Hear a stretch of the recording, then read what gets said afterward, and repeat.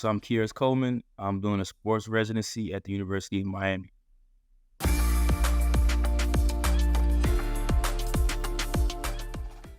Basically, I just saw an area of need growing up in the underserved community.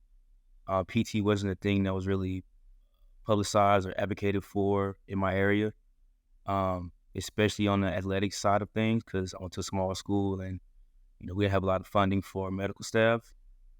So that's kind of what piqued my interest. I had a lot of injuries myself. Teammates had injuries.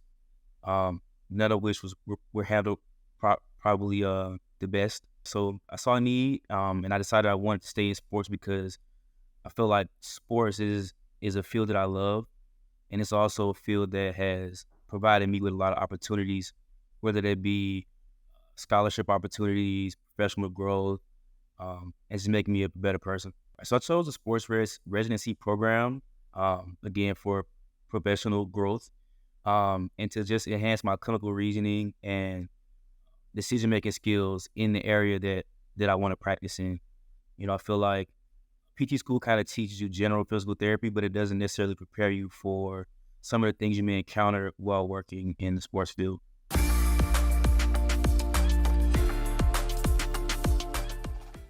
I think the benefits of being involved in clubs and organizations is that, um, number one, it can give you perspective. So being surrounded by a lot of individuals who have the same interests, may come from different backgrounds, I think is very enlightening.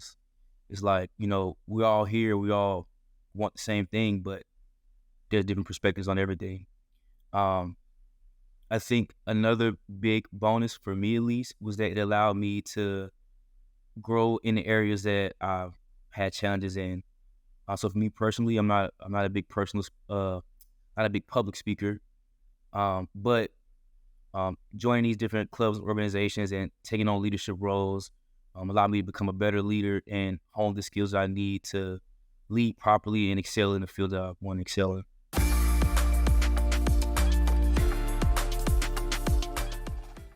So I think one of the big things to look for is looking at the curriculum. How's the curriculum set up? What's their emphasis? Because every residency is different. Um, and in the case of sports residencies, you want to look at what type of opportunities are you going to be given in the sports field, and will you just be observing, or will you really be immersed and be hands on in the area that you want to work in? And I think the last thing is fit. There are a lot of great programs out there, but for me personally, I want to be in a good work environment. I want to be surrounded by people who I feel comfortable with and that I can get along with. So those are probably the three biggest things I look at when looking for a residency. All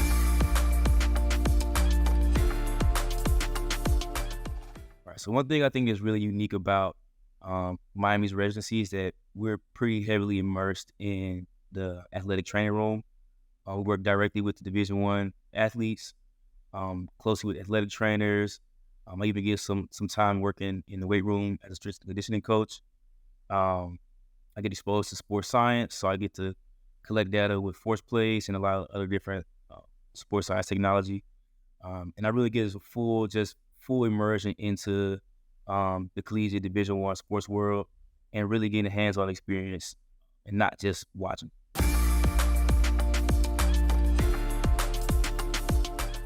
Make sure you know what your why is. Why do you want to do the residency? And then what do you want to get out of it? Because as many pros as there are to residency, there are some cons. I know for a lot of people, you come straight out of PT school, you may be on the verge of burnout, and residency is not going to be easier. So just a lot of factors to consider. And then whenever you get into the interview process, kind of look at, is this particular residency going to get you to where your end goal is?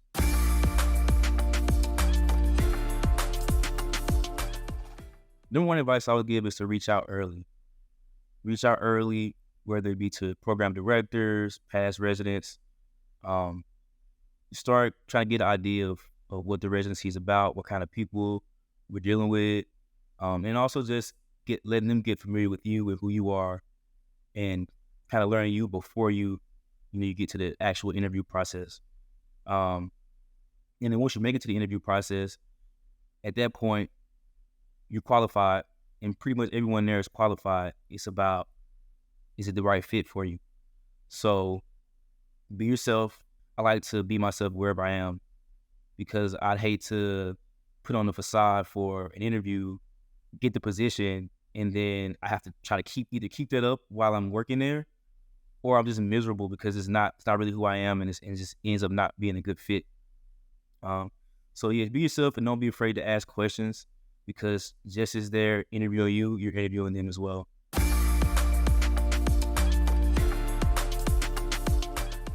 I'd say what I would call situational awareness has improved, because in sports, it's not just the rehab. There's a lot of moving parts. You got to talk to the coaches. What part of the season are they in? Are we trying to get them back before a certain time period? There's a lot of factors to consider. I think I've gotten a lot better with that over the past few months in my residency.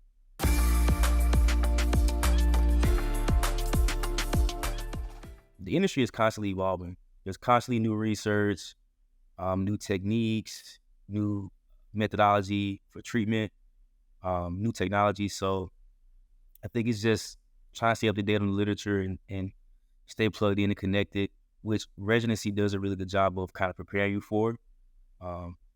Constant article review, constantly checking the clinical practice guidelines, and just staying in touch with the field as it develops.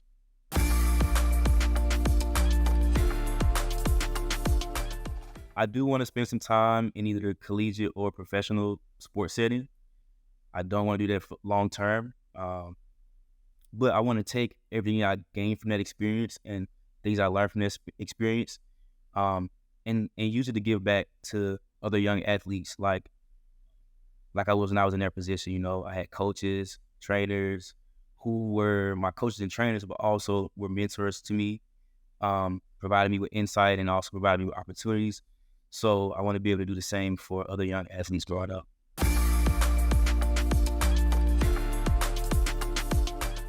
I think diversity is important because you want to be able to work with somebody who you can identify with from a patient's perspective. Um, as a patient, you're coming in, you have this pathology, maybe facing some hardships.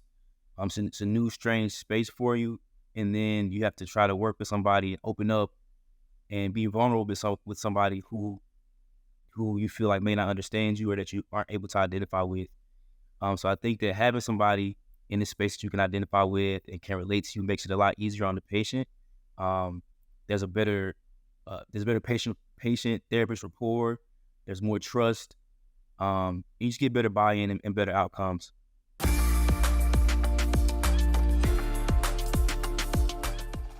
So I have a few mentors, and they have all significantly contributed to where I am today, whether they be from a leadership standpoint, whether they be from a sports physical therapist standpoint. I think being able to talk to people, again, who I identify with and who share similar goals as I do, have kind of walked the path a little bit. Just hearing from them and taking certain gems from them and kind of adding it to myself and to build myself as a professional. I think it's been a big help. And the way I went about finding mentors is I look for somebody who, again, is on the track or has done the track that I'm trying to do, and just somebody that I can identify with. And I just reached out, sent an email, introduced myself, and just asked to be mentored by them.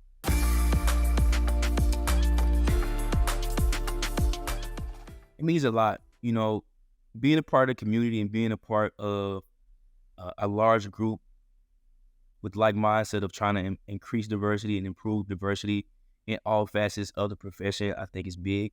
I have a new community where I can bounce ideas off of, or maybe do partnerships with, and again, contribute to my goal of increasing diversity in the profession.